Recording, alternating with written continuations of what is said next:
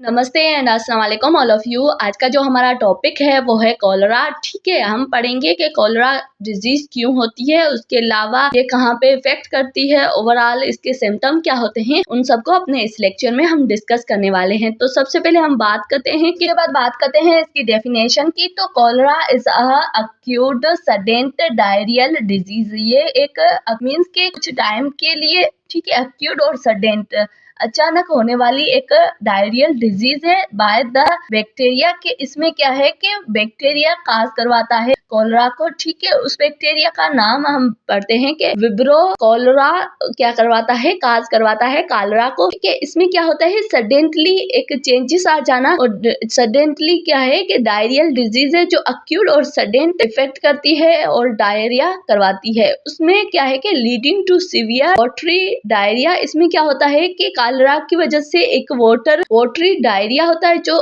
बिल्कुल ही सडेंटली एक पेशेंट में हो जाता है। उसकी वजह से क्या होता है कि डिहाइड्रेशन होती है। सडेंटली अगर किसी पेशेंट को डायरिया हो गया है, वाटरी डायरिया, जिसमें क्या है कि उसकी जो बिल्कुल ही हम कहते हैं ना वाटर की तरह हो, उस तरीके से उसकी कंडीशन हो जाती है, तो उसको हम वाटरी डायरिया कहते हैं। और ये एक विब्रो कॉलरा की वजह से होता है मोस्ट। और ये एक हम कहते हैं ना सडेंट और अक्यूट है, थोड़े टाइम के लिए, बट सडेंटली होता है और ज्यादा से ज्यादा इफेक्ट करता है। और उसके अलावा काज हमने पढ़ लिया, जो विब्रो कॉलरा है वो काज करवाता है कॉलरा को। ठीक है, स्प्रेड किस तरीके से होता है, तो स्प्रेड इसको हम कह सकते हैं कि spread through the contaminated water and food. जो कंटामिनेटेड वाटर होता है या फिर फूड होता है या फिर फीकल एंड ओरल रूट से ये ट्रांसमिट होता है एक पर्सन से दूसरे पर्सन में। ठीक है, अगर खराब वाटर है कि उसमें अगर हम कह सकते हैं कि ना जिसमें ऐसा पानी जो जिसमें स्टूल हो, ठीक है, वो अगर कोई पीता है तो उसकी वजह से क्या है कि कॉलरा डिजीज मोस्टली होती है।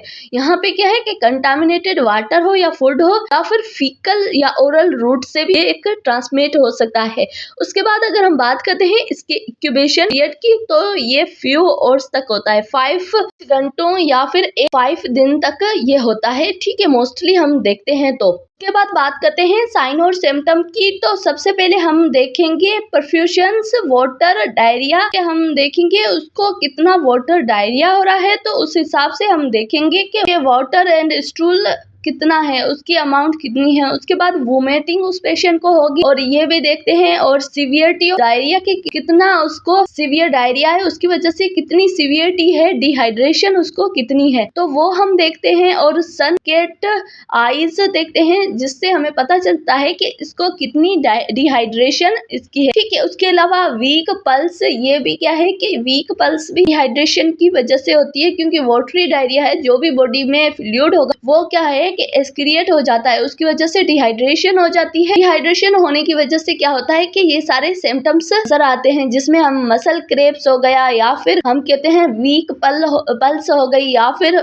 सडेंट जो सनकेट आइज हो गई, ये सारी उसमें क्या है कि सिम्टम्स नजर आ जाते हैं। उसके अलावा अगर हम डायग्नोस की बात करते हैं, डायग्नोस में हम क्या करेंगे, स्टूल जो भी एग्जामिनेशन करवाते हैं उसका, जिससे हमें पता चलता है कि कौन सा बैक्टीरिया उसको इफेक्ट कर रहा है। ठीक है, इसके अलावा ब्लड कल्चर करवाते हैं, उससे हमें पता चलता है ओवरऑल बैक्टीरिया का, और स्टूल टेस्ट से पता चलता है कि कौन सा बैक्टीरिया है, उसकी सीवियरिटी कितनी है, और वाटरी डायरिया है या नहीं है, ये सारी चीजें हमें पता चलती है ओवरऑल। ठीक है, ये थे हमारे साइन और सिम्टम्स। उसके अलावा डायग्नोस जो हमने एक पेशेंट पे की है, क्योंकि हमें क्या है कि हमें एक पता होना चाहिए कि कॉलरा में कौन कौन से सिम्टम्स आते हैं, ताकि इसकी जो सडेंट अक्यूट इसकी डायरियल डिजीज होती है उसको हम प्रिवेंट कर सके। इसके अलावा बात करते हैं ट्रीटमेंट की, और उसके अलावा नर्सिंग मैनेजमेंट या फिर प्रिवेंशन की। तो ये सारी चीजें हम इसमें डिस्कस करेंगे। सबसे पहले ट्रीटमेंट में हम ORS देंगे, ताकि ओरल रिहाइड्रेशन सॉल्यूशन देते हैं, ताकि उसको डिहाइड्रेशन जो हो रही है उसकी वो रिकवर हो सके। इसके अलावा हम क्या करेंगे, IV फ्लूइड देते हैं इन सीवियर केसेस में, क्योंकि उसका जो ज्यादा से ज्यादा अगर डिहाइड्रेशन हो गई तो बहुत ज्यादा इफेक्ट हो सकती है, हाइपोवोलेमिक कंडीशन में वो पेशेंट चला जाता है, तो उसकी वजह से हम क्या करेंगे,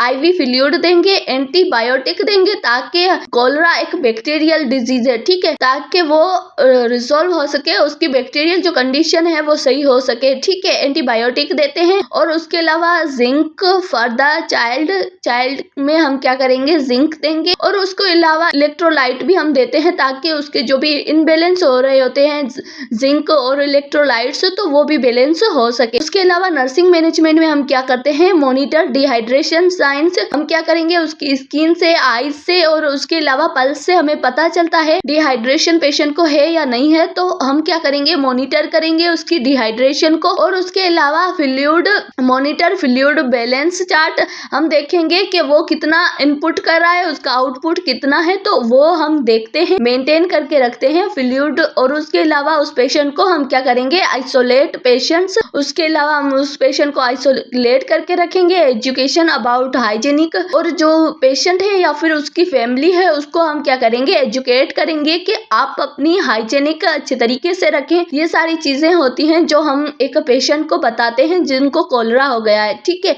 इनकरेज करेंगे सेफ वाटर यूजेज, और हम उनको इनकरेज करेंगे कि आप अच्छे से अच्छा वाटर यूज करें, यहाँ या फिर फूड ले रहे हैं वो भी एक अनकंटामिनेटेड हेल्दी फूड हो सके, ठीक है। उसके अलावा प्रिवेंशन की बात करते हैं, तो प्रिवेंशन में क्या आ जाता है कि सेफ ड्रिंक वाटर, हमें बचना है कॉलरा से, तो हमें क्या है कि एक सेफ ड्रिंक वाटर पीना होता है, ठीक है, ताकि कॉलरा ना हो सके। उसके अलावा हैंड वॉश प्रॉपर, क्या है कि अगर प्रॉपर हम हैंड वॉश करते हैं तो वहां से भी हम प्रिवेंट हो सकते हैं। उसके अलावा प्रॉपर सैनिटाइजेशन हम करना बहुत ही जरूरी होता है, उससे भी हम क्या है कि अपने को प्रिवेंट कर सकते हैं। उसके अलावा कुक फूड प्रॉपरली, जो हम खाना खा रहे हैं वो प्रॉपरली फूड को हम कुक करके खाएं, ताकि जो भी कंटामिनेट। आज का वीडियो इतना ही, मिलते हैं नेक्स्ट वीडियो में नए टॉपिक के साथ, तब तक टेक केयर।